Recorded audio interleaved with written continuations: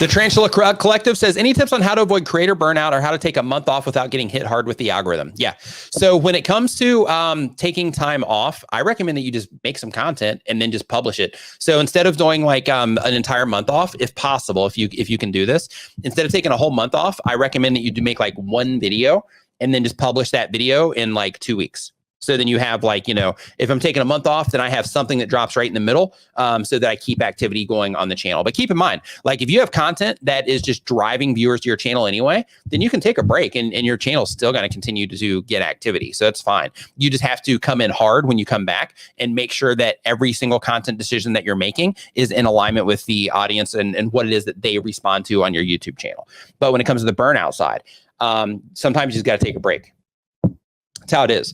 So if you're doing YouTube in addition to your life, in addition to your job or school and all that stuff, then in that situation, like there comes a time to where it's like, man, all I'm doing is just like grinding this stuff out.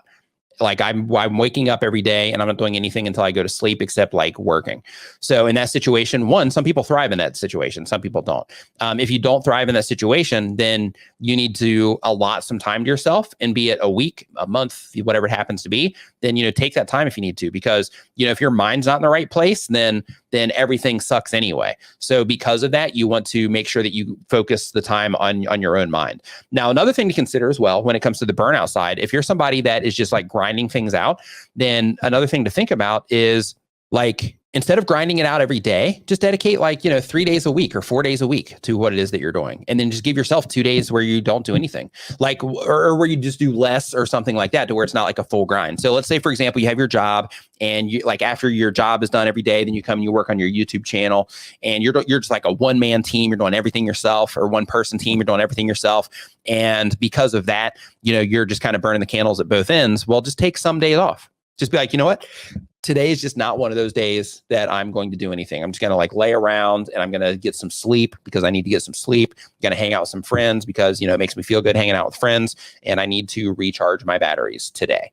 So, that's another approach you can take. Instead of just saying I'm out for a month, then, you can say, hey, I'm just going to cut back, and I'm not going to be like as active and everything. Sometimes like I have to take social media breaks, because I get like supercharged on social media, because like, people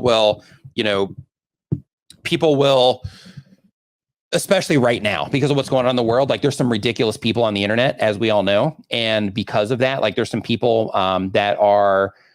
I just have a lot of disagreements with a lot of the things, not a lot, but some of the things that I see on the internet these days. So because of it, I have to make sure that I don't absorb myself in that. And sometimes I have to literally just shut everything off for the rest of the night, or for a day, or just not even open that stuff up for like a week, so that I can just focus on, the stuff and maintain my mind space.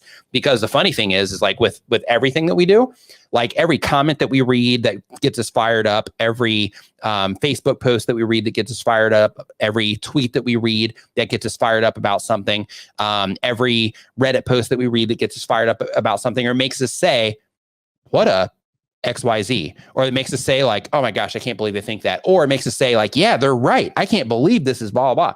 Like whatever that thing is, like whatever triggers us, like when we see those things, like we carry that with us, if we like it or not, like we carry that stuff with us. It impacts us. It impacts us. So because of that, sometimes you just need to take a break from that stuff too.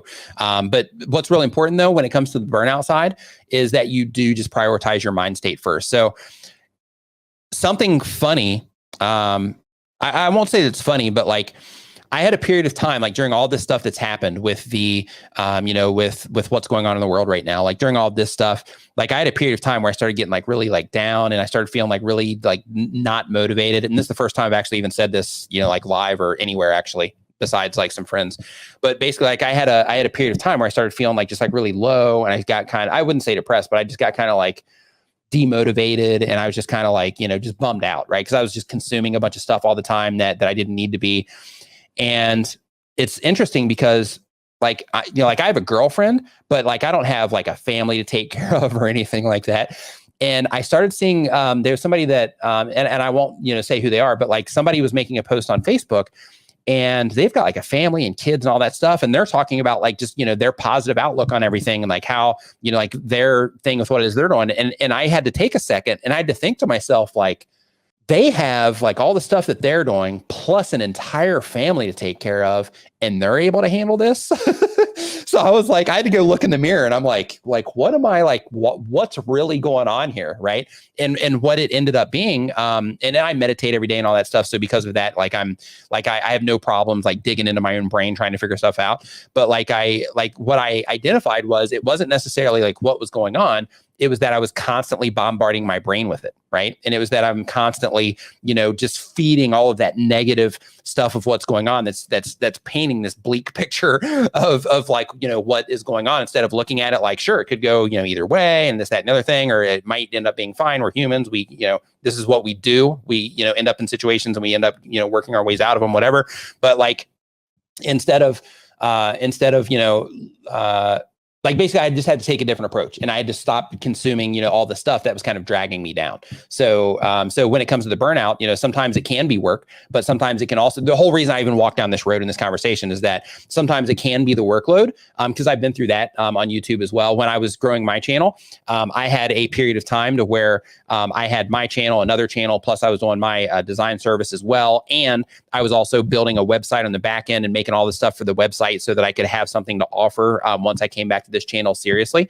So like I had this period of time where I was literally I was just working from the time I woke up to the time I went to bed, and that didn't play out well either. But even with that, I had to come to a point where I had to make a decision on like, okay, this is, like I have to stop it right here, and I have to make a call on what direction it is that I'm going to go in.